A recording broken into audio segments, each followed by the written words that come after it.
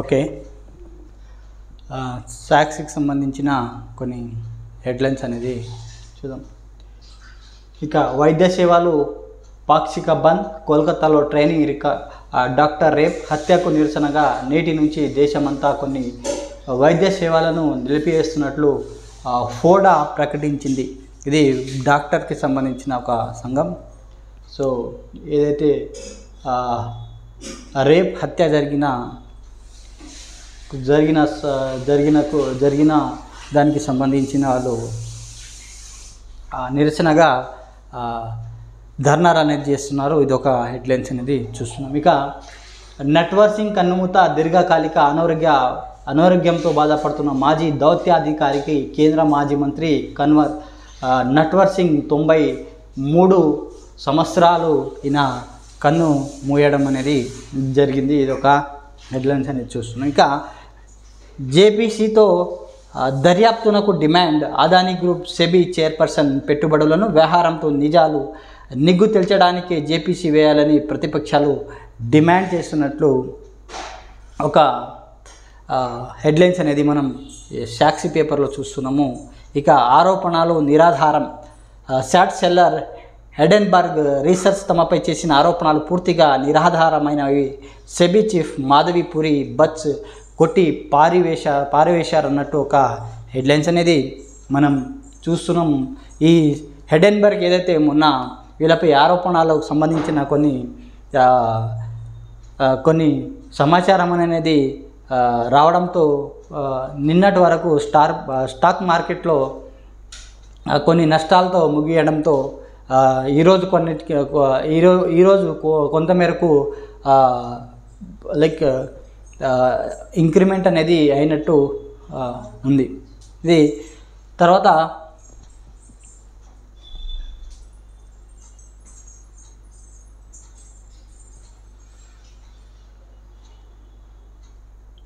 ఇక పెను సంక్షేమంలో పట్టుగొమ్మలు. ఈ ఫోటోను కనిపిస్తున్న జనగామ జిల్లా యశ్వంతపూర్ గ్రామ పంచాయతీ భవనం గ్రామంలో 10 వార్డులు 428 ఇళ్ళు, 1778 జనాభా ఉంది. జనాభా ప్రతిపాదకన ఏటా రాష్ట్ర ఆర్థిక సంస్థ ఎస్ఎఫ్సి గ్రాంట్ రూపాయలు 15 లక్షలు, 15వ ఆర్థిక సంఘం కేంద్ర నిధులు 15 లక్షలు వస్తాయి. కానీ గత ఏడాది నుంచి 2 నిధులు రావడం లేదు. గతం పంచాయతీల పరిధిలో జరిగే రిజిస్ట్రేషన్ ద్వారా స్టాంప్ డ్యూటీ, వృత్తి పన్ను వంటి అనుమతులు, లైసెన్స్ జారీ, పన్ను సమయంలో పన్నుల సమీక్షలు నేరుగా పంచాయతీ ఖాతాలో జమ అయ్యేవి. మీ సేవా కేంద్రాలు ప్రారంభమయ్యాక అవి కాస్త ప్రభుత్వ ఖజానాకు వెళ్ళిపోతున్నాయి. దాంతో చిన్న పనులు పంచాయతీ కార్యదర్శులకి సొంత డబ్బులు ఖర్చు చేస్తూ నెట్టుకొస్తున్నారు. ఇలాంటి సమయంలో రూపాయి ఇవ్వకుండా పచ్చదనం కార్యక్రమం విజయవంతం చేయాలంటూ అధికార మేడపై కత్తి పెట్టే విధంగా ప్రభుత్వం ఆదేశాలు ఇచ్చింది. ఈ కార్యక్రమానికి అవసరమైన బ్లీచింగ్ పౌడర్, దోమల నివారణ మందు, పారిశుద్ధ్య నిర్వహణ, నీటి సరఫరా తదితర కోసం అధికారులు జేబులో నుంచి ఖర్చు చేయాల్సి వచ్చిందని ఒక న్యూస్ అనేది మనం ఇక్కడ చూస్తున్నాం. గ్రామ పంచాయతీ సంబంధించిన నిధుల గురించి. ఇక పంచాయతీలు నిలిచిపోయిన కేంద్ర రాష్ట్ర ప్రభుత్వ నిధులు, 20 నెలలుగా అందని రాష్ట్ర ఆర్థిక సంస్థ నిధులు వివిధ గ్రాంట్ల రూపంలో 1514 కోట్లు రావాల్సి ఉందని అంచనా.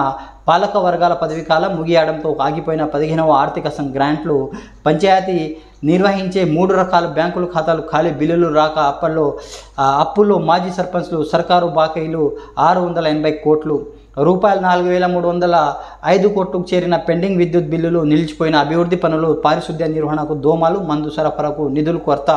మరోవైపు పంచాయతీ కార్యదర్శులపై ప్రభుత్వ కార్యక్రమాలు అమలు భారం అన్నట్టు ఒక న్యూస్ అనేది మనం చూస్తున్నాం. ఇక గ్రామాలు దేశానికి పట్టుగొమ్మాలంటూ చెప్పుకోవడమే కానీ ప్రభుత్వం ఏమాత్రం పట్టించుకోవడం లేదని, నిధులు నిలిచిపోవడం, సమస్యలు పరిష్కారం కాక పంచాయతీలో పాలన అస్తవ్యస్తంగా మారింది. ప్రభుత్వం బిల్లులు మంజూరు చేస్తుంది కదా అన్న ఉద్దేశం పారిశుద్ధ్యతం, డ్రైనేజీ నిర్వహణ, అవసరమైన భవనాలు నిర్మాణం కోసం సొంత డబ్బు ఖర్చు పెట్టే సర్పంచ్లు బిల్లులు రాక అప్పుల ఊబిలో కురుకుపోయారు. రాష్ట్ర వ్యాప్తంగా ఉన్న 12,769 గ్రామ పంచాయతీలు సర్పంచ్లు పనిచేసిన వారిలో సగం మంది పైగా అప్పులు వడ్డీలు భారం వస్తూ బిల్లుల కోసం ప్రభుత్వ కార్యాలయాలు చుట్టూ తిరుగుతున్నారు.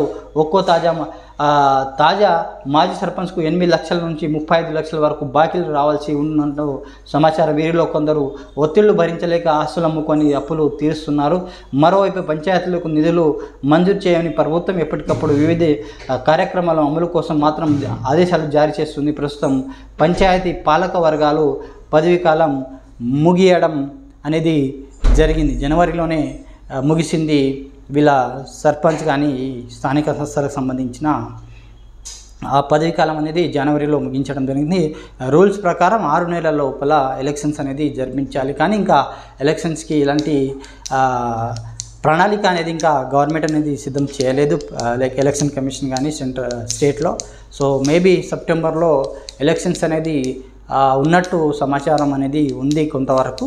సో అది ఎంతవరకు గవర్నమెంట్ అనేది ఎలక్షన్స్ అనేది జరుపుతుందో తొందరగా అది మనం వేచి చూడాల్సిన అవసరం ఉంది. ఇది ఒక హెడ్లైన్స్ అనేది మనం ఇక్కడ చూస్తున్నాం.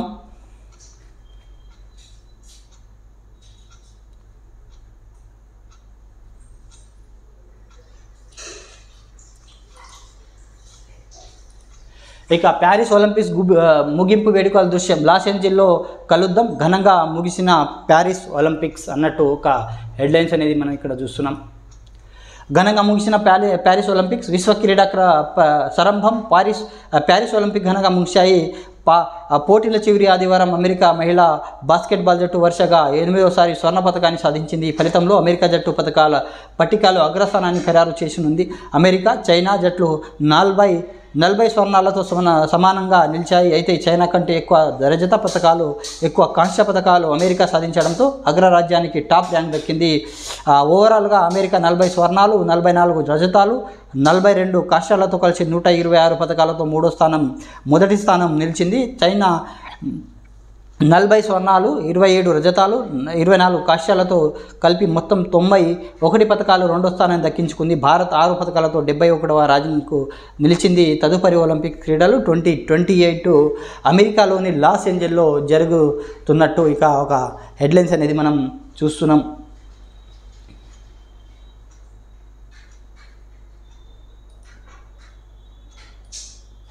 ఇక అదనపు సీట్లు అంటూ ప్రైవేట్ ఇంజనీరింగ్ కాలేజీలో సీట్ల పెంపు బ్రాంచీలు మార్పులను హైకోర్టు అంగీకరించకపోవడంతో ఇప్పటికీ మేనేజ్మెంట్ కోటాలో బీటెక్ సీట్ల కోసం డబ్బు కట్టిన విద్యార్థులు, వారి తల్లిదండ్రులు ఆందోళన నెలకొంది అన్నట్టు ఒక హెడ్లైన్స్ అనేది మనం ఇక్కడ చూస్తున్నాం.